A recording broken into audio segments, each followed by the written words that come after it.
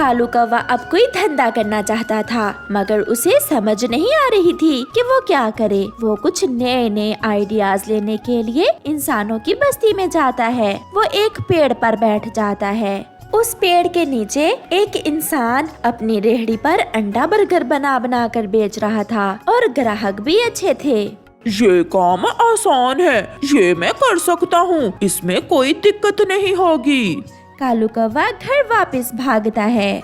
गोरी मिल गया, गोरी मिल गया। क्या मिल गया? क्यों इतना शोर मचा रहे हो कालू? मुझे आइडिया मिल गया, हम दोनों जंगल में अंडा बर्गर बनाकर बेचा करेंगे। अंडा बर्गर? वो क्या होता है?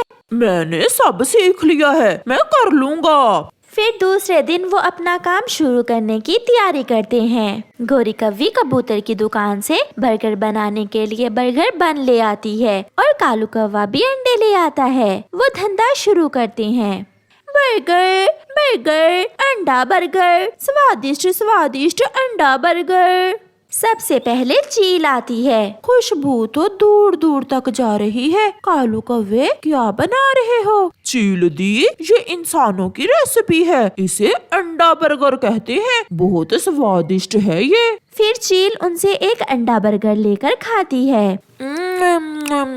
सच कौवे, ये तो बहुत स्वादिष्ट है। अगर ऐसे ही काम करोगे तो तुम्हारे ये अंडे बर्गर हाथों हाथ बिक जाएंगे। चील दी, अपने जानने वालों को भी बताना। ऐसे शाम तक वो काम करते हैं और उनके अच्छे बर्गर बिक जाते हैं। शाम को वो घर जाकर हिसाब करते हैं। कालू, ये लो, उससे भी कम पैसे बने हैं जितने का हमने सामान लिया था। अंडे लिए थे, ऑयल लिया था, बर्गर बन लिए थे और गैस, सब खर्च निकाल कर हमें तो कुछ भी नहीं बचा। कालू, धंधा तो बहुत अच्छा सोचा था तुमने, मगर मुनाफा कैसे होगा ये भी सोचो। फिर वो दोनों सोचने लग जाते हैं। मैंने सोच लिया गोरी। जल्दी से बताओ कालू जी। गोरी, सबसे महंगे तो अंडे हैं इस काम में। अब हम मुर्गी के अंडे नहीं खरीदेंगे, बल्कि पक्षियों के अंडे चुरा चुरा कर अंडा बर्गर बनाकर उन्हीं पक्षियों को बेच दिया करेंगे। कैसा? और ऐसे मिलेंगे हमें फ्री में अंडे। अब तो मुनाफा जरूर होगा। अच्छा कालू, अब मैं जाती हूँ और जल्दी से पक्षियों के घोंसले से कुछ अंडे चुरा कर लाती हूँ। रात का समय था। गोरी कव्वी घर से निकल जाती है। वो सीधी बुलबुल के घोंसले की तरफ जाती है। इस मोटो ने तो पूरे 4 अंडे दिए हुए हैं, इनमें से 2 मैं चुरा लेती हूँ। गोरी चुपके से बुलबुल के 2 अंडे चुरा कर भाग जाती है। इसी तरह मैना के भी 2 अंडे चुरा लेती है। दूसरे दिन कालू और गोरी फिर से अपना काम शुरू करते हैं। कालू जी, आज तो मुफ्त के अंडे हैं, आज होगा हमें दुगना मुनाफा। कबूतर आता है। जल्दी से एक अंडा बर्गर दो, मैंने जाकर अपनी दुकान खोलनी है। लो कबूतर, बर्गर तो मैंने पहले ही बना कर रखे हुए हैं। कबूतर बर्गर खाता है और चला जाता है। रोती हुई बुलबुल चिड़िया के पास जाती है। चिड़िया चिड़िया, मेरे 2 अंडे किसी ने चुरा लिए हैं। बुलबुल बहन, पहले तो कभी ऐसा नहीं हुआ। ऐसा कौन हो सकता है जिसने आपके अंडे चुराए? फिर चिड़िया के जहन में गोरी कव्वी की बात आती है। चिड़िया, क्या करें, काम तो ठीक है मगर अंडे बहुत महंगे हैं, मुनाफा बहुत कम होता है। जल्दी चलो बुलबुल, जल्दी मेरे साथ चलो, इससे पहले कि गोरी और कालू तुम्हारे अंडों से अंडा बर्गर बना लें। चिड़िया बुलबुल को साथ लेकर भागती है। चिड़िया, क्या बर्गर खाने आई हो? बुलबुल भी साथ है, कुछ गड़बड़ लग रही है। तुमने अंडे कहाँ रखे हुए हैं? मैं अंडे देखना चाहती हूँ। कौन से अंडे? हम तो अभी अभी मुर्गी के अंडे लेकर आए हैं। चुपचाप आप हमें अंडे दिखा दें, वरना मैं शोर मचाऊंगी और सबको इकट्ठा करूंगी। फिर गोरी अंडों भरी ट्रे बुलबुल के सामने रख देती है। ये रहे मेरे अंडे, ये रहे। चिड़िया बहन, ये मुर्गी के अंडे नहीं बल्कि मेरे अंडे हैं। मुर्गी के अंडे सफेद और मेरे अंडों पर लाल निशान है, ये ही मेरे अंडे हैं। मैना भी वहाँ आ जाती है। मेरे भी तो अंडे नहीं मिल रहे।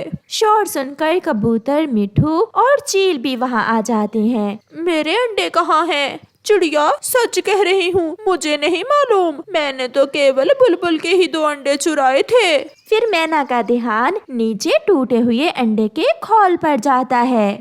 मेरे अंडे तोड़ दिए इस जालिम ने। मैना, सच तुम्हारे अंडों का ये कबूतर बर्गर खा कर गया है। कमबख्त, मुझे क्या खबर थी कि तुम इतने भी जालिम हो सकते हो। हमारे ही अंडों का अंडा बर्गर बनाकर हमें ही खिला रहे हो। फिर वो सब उनकी खूब पिटाई करते हैं और उन्हें अपने जंगल से निकाल देते हैं। ऐसे कौवों को उनके बुरे काम की सजा मिलती है। मम्मा जल्दी आना, मुझे बहुत भूख लगी हुई है। मैं थोड़ी ही देर में अपनी बेटी के लिए भोजन लेकर आ जाऊंगी। अब मैं जाऊं? ओके। फिर मम्मा चिड़िया अपने घर से निकलती है। रास्ते में चिड़िया को कालू कौवा मिल जाता है। चिड़िया चिड़िया, कहाँ जा रही हो? कालू भैया, मैं भोजन लेने जा रही हूँ, अपने लिए और अपनी बेटी के लिए। चिड़िया, मेरी पत्नी गौरी भी भूखी है, चलो हम एक साथ जाते हैं। फिर कौवा और चिड़िया भोजन की खोज में एक साथ निकल जाते हैं। वो थोड़ी ही दूर जाते हैं कि उन्हें किसी के रोने की आवाज सुनाई देती है। कोई मेरी मदद करे, कोई मेरी मदद करे, मैं मुश्किल में हूँ। चिड़िया और कौवा पेड़ को रोता हुआ देखकर वहाँ आते हैं।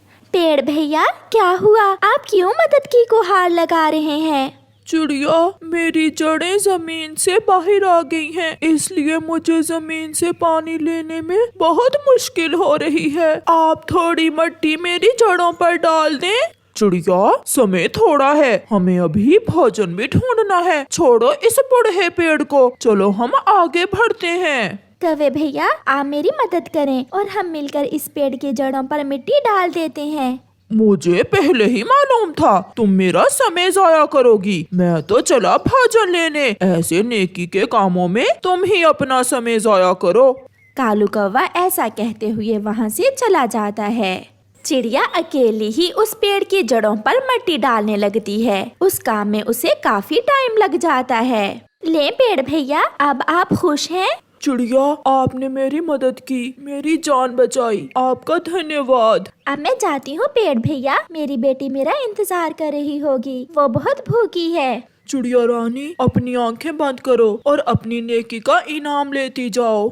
चिड़िया अपनी आंखें बंद करती है और वो बड़ा पेड़ चिड़िया को ढेर सारे फल दे देता है। इतने सारे फल ये कहाँ से आए? ये आपकी नेकी का इनाम है। अब आप जाएं, ये फल खुद भी खाएं और अपनी बेटी को भी दें। चिड़िया खुशी खुशी वो फल लेकर चली जाती है। शाम हो जाती है। कालू कौवा भी चनों के दाने लेकर घर आ जाता है। कालू, बहुत देर कर दी तुमने, मैं कब से भूखी बैठी हूँ। वो छोटी चिड़िया ने मेरा समय जाया किया, रास्ते में एक पेड़ की मदद करने लग गई थी वो। फिर तो उस चिड़िया को आज भोजन भी नहीं मिला होगा, भूखी होगी वो।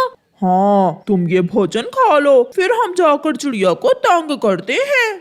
गोरी और कालू वो दाने खा लेते हैं और फिर वो दोनों पति पत्नी चिड़िया के घर जाते हैं। चिड़िया और उसकी बेटी बैठी मीठे मीठे फल खा रही थीं। कालू, तुमने तो कहा था कि चिड़िया भूखी होगी, ये तो मीठे फल खा रही है। चिड़िया, सच सच बताओ, तुमने ये मीठे फल कहाँ से लिए? ये मीठे फल मुझे उसी दयालु पेड़ ने दिए जिसकी जड़ों पर मैंने मिट्टी डाली थी। ये सुनकर कालू कौवा बहुत हैरान होता है। गोरी, चलो मेरे साथ, मुझे एक काम याद आ गया है। कालू कौवा गोरी को साथ लेकर वहाँ से चला जाता है। वो थोड़ी दूर जाकर बैठ जाते हैं।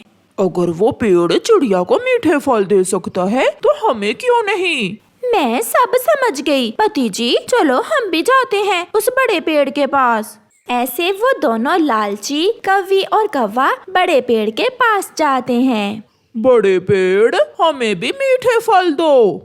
चिड़िया ने मेरी जड़ों पर मिट्टी डाली थी, मगर तुमने मेरी मदद नहीं की, इसलिए मैंने मीठे फल चिड़िया को दे दिए। तो हम भी तुम्हारी जड़ों पर मिट्टी डाल देते हैं। नहीं, अब मेरी जड़ें सुरक्षित हैं। तो हम तुम्हारी जड़ों से मिट्टी हटा देते हैं, फिर तो दोगे ना हमें मीठा फल? ये सुनकर वो पेड़ डर जाता है। ना कौवो, ऐसा ना करना। मगर कौवा पेड़ की जड़ों से मिट्टी हटाने लगता है। रुको रुको कौवा, अपनी आंखें बंद करो। अब समझ में आई ना बात पेड़ जी।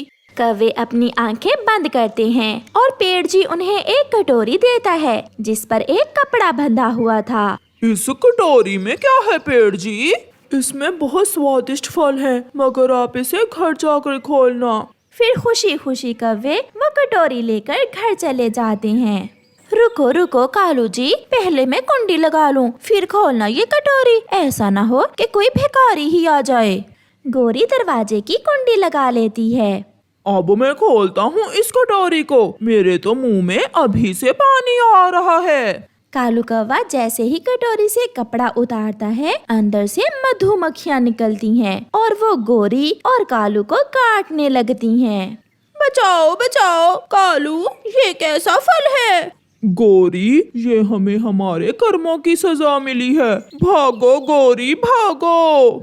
फिर वो बहुत मुश्किल से दरवाजा खोलकर बाहर भागते हैं और उन्हें लालच की सजा मिलती है।